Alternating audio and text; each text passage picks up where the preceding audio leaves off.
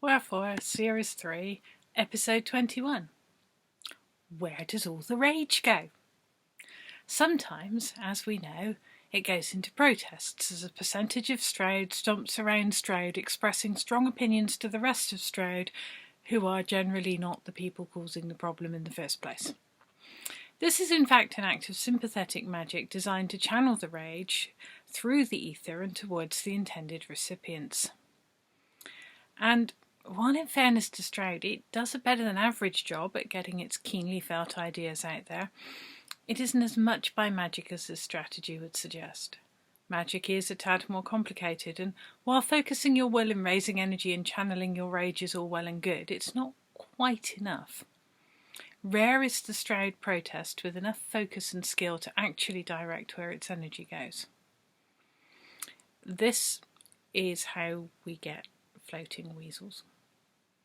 The floating weasels have been a source of much speculation over the years, and being fond of animal whimsy, the Wizard Wigstan has made a particular study of them and come to no definite conclusions about their origins, power source, or abilities. Last time I saw the Wizard Wigstan, he asked if I could take a look at the whole weasel business, and this seemed like a good time to do so. I don't remember exactly when I stopped stalking Wigstan with my narrator hat on and started talking to him. He seemed unsurprised by me, but given how much time he spends with odd and unlikely entities, I'm hardly stand out peculiar for him, and that of itself is rather nice, it must be said. The more magical entities there are floating about, the less lonely it is. We might not make a great deal of sense to each other, but solidarity in weirdness is a thing. There's a true pleasure in dealing with people to whom you don't make much sense, who also don't mind that about you. Back to the weasels. One of the difficulties in studying floating weasels is, firstly, that you never know where they might suddenly do it. Based on observation, I think it comes as a bit of a surprise to the weasels as well. The second difficulty is that weasels are small, shy creatures who spend their time trying to eat things far bigger than they are. Spotting weasels is a full-time sort of job in which you can still expect to not actually see that many weasels. One of the curious things about being me is that in theory I can look at anything. If it's out there, it is held by the weave and can be known. In practice, there's a great deal I never notice because the weave is vast and there's not enough time in the world to look at everything that happens in a 5-minute period.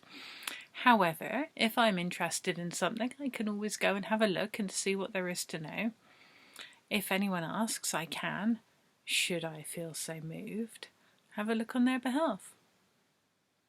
There are things it is better not to see and better not to know, and weavers learn quickly how to protect themselves from too much information and from the horror of things that cannot be unseen. You can trust us to be careful with your privacy because there's so much we really, really do not want to know. Floating weasels seem like a decent risk, and I don't think the weasels are that protective of their privacy, or at least they only seem bothered about their privacy insofar as it impacts on them hunting for rabbits, sheep, cows, and so forth. Protests gather and unleash a great deal of rage. While there are wizards who harness the power of the protest, Amagin being one such, usually protests are organised by non-wizards whose grasp of sympathetic magic is weak and whose technical skill at projecting intent into the world is not all that it could be. As a consequence, rage from protests moves in erratic and unpredictable ways. It's a lot like thunderstorms. Bear with me, this is going to be a useful digression. The 5, 6 or otherwise disputed number of valleys are held by some magnificent hills. When a storm gets in amongst the hills, the sound of it can bounce about the valleys in loud, dramatic and generally impressive ways. This is also the case when some inconsiderate git lets off fireworks, which happens far too often.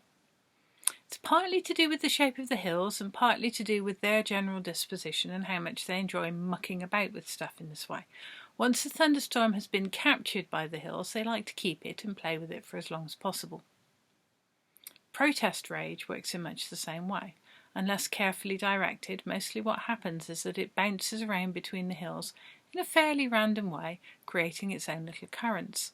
Anything airborne can be impacted by it. Apparently there's something about weasels that makes them especially susceptible. I think it's the way the rage resonates with them. They tend to be angry little beasts. The ripple of a passing protest rage wave will therefore pick up weasels sometimes and just float them about for a bit. This enrages them, which adds more energy to the process and allows the weasels to stay afloat for some time. I can confirm that it has nothing whatsoever to do with shrews and that the shrew-weasel conspiracy theories are a total nonsense. And this is why, ladies, gentlemen, people, and others, Wherefore will never be taken seriously as a literary activity and cannot get any Arts Council funding. Too much animal whimsy and creature-based nonsense. People who award funding and who fund awards tend to like their magical realism a lot grittier and more uncomfortable than this. Which is a shame, really, because the real magicalism going on out there is often full of silliness and charm, in my experience. There's a kind of delicious irony here because everyday life is full of small things, many of which are lovely. Most soap operas have far too much drama in them to be realistic, and for my money, far too few badgers to be properly representative as well. Humans are all too eager to confuse realism with suffering and to think misery is the only thing worth taking seriously. And thus the floating weasels are rejected as realism, rejected as high art, and occasionally also rejected by the waves of protest rage when they are far too high in the air for their own good, resulting in comedic plummeting weasels having to rely on a cushion of their own annoyance to stop them from splatting messily on the ground.